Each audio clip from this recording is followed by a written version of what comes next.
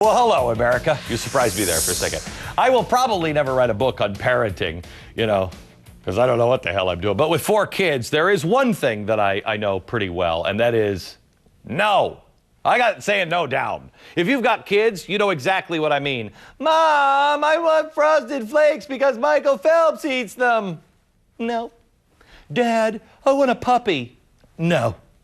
Mom, Dad said we could have a puppy. No, I didn't, honey. And it goes on and on and on. So here's the point tonight. If our leaders could govern more like parents than politicians, we might actually have gotten out of this financial crisis, or here's a better idea, we might not have ever gotten in. And here's how I got there.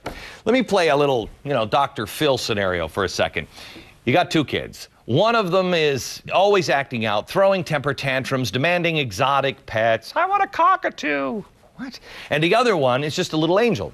One day, you decide that the best way to stop your Satan child from acting out is to give him everything he wants. I want candy. Sure, a kitten, no problem. But meanwhile, even as you hand out all the stuff to the demon boy, you give your angel child squat. In fact, you take some of your angel child's candy and give it to Demon Boy. Well, what do you think's going to happen? Will your devil boy stop asking for stuff and start acting like the angel? Or will your angel child turn into the devil because she realized, wait a minute, he's getting all my stuff. I mean, break the rules and you get good stuff, I'm in.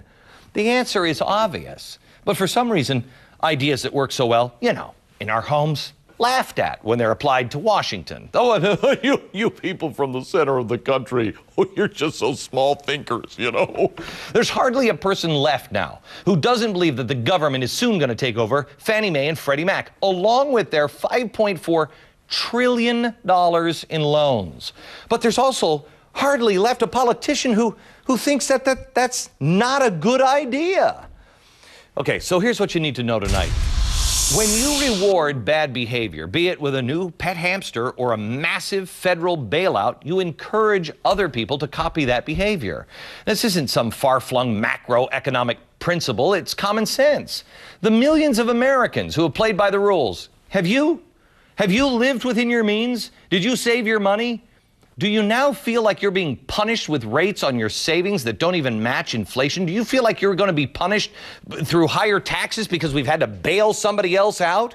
Meanwhile, our devil child brother or sister are getting rewarded with free stuff from the government. So what do you think's going to happen next? Are all of those companies and greedy homeowners, suddenly going to change, and act like angels? Or are all the people who have done the right things over the years going to start thinking, you know what? I mean, this isn't worth it. Maybe the best way to get the American dream is by taking the shortcut. Carl Denninger, he is a trader, founder of the market ticker blog, and inspiration behind a new grassroots group called Fed Up USA. And actually, you are the inspiration. You're not the guy who started this, right? That's right. Yeah, I run the market ticker site, and there were a significant number of people who have read the blog and also are participants on the ticker forum, which is an interactive internet forum. And we all kind of got together and said, we've had enough of this. Yeah. What did you write that everybody connected with?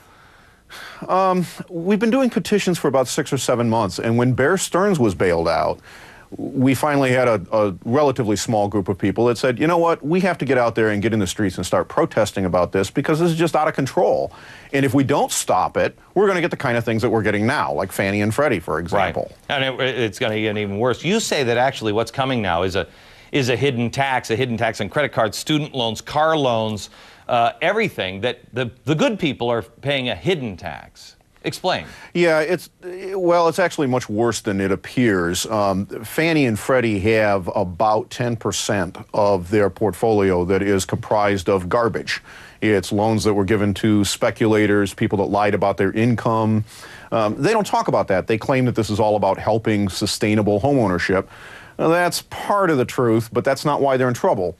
And so now they're screaming that they want a bailout. The problem is that if the government comes in and does that, what's going to happen is the cost of government credit will go up, and everything else is referenced off of that.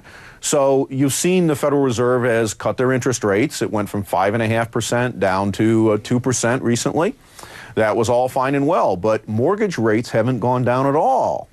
Well, why not? Because, in fact, what's happening is the risk is being put back into the system, and people are saying, you know what? There is no such thing as a free lunch, so we're going to charge you a little more. So your savings rate goes way down. You can't get anything on a savings account or on a CD, but your credit card rate goes up. Your interest rate on your mortgage goes up. Who's this helping? Yeah.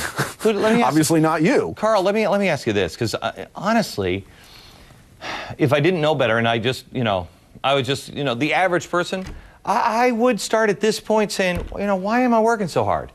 Why not just get on the gravy train? Because I keep getting screwed by trying to do the right thing. I actually had a conversation with a friend of mine, and we were both talking. We were joking about it. We were like, I shouldn't have worried about my credit. Why did I buy? I should have bought a house twice this size, and I could have gotten bailed out. Well, the problem is that at the end of the game, nobody can get bailed out because the money simply isn't there. And that's what we're looking at right now. That's what's happening in the financial system. You give people liar loans, the person that makes $8 an hour cutting hair, and they buy a $500,000 house. This is all great as long as you can find a bigger sucker who will pay more for the house. There are no bigger suckers eventually left. You run out of suckers. Yeah, the problem is eventually you run out of suckers, and now you got this problem. And so the prices have to come back to sustainable levels, which is 3 times average incomes. And that's going to happen whether we want it to or not. Okay. All we're arguing over now is who gets the bill. Okay, Carl, thanks a lot. Now, whenever you incentivize something, and that's what they're doing now, this bailout includes $7,000 of incentive for first-time home buyers. What the hell is that? The more you incentivize home ownership by keeping rates low, and you get people to buy lots of houses, but they're houses that they can't afford. You incentivize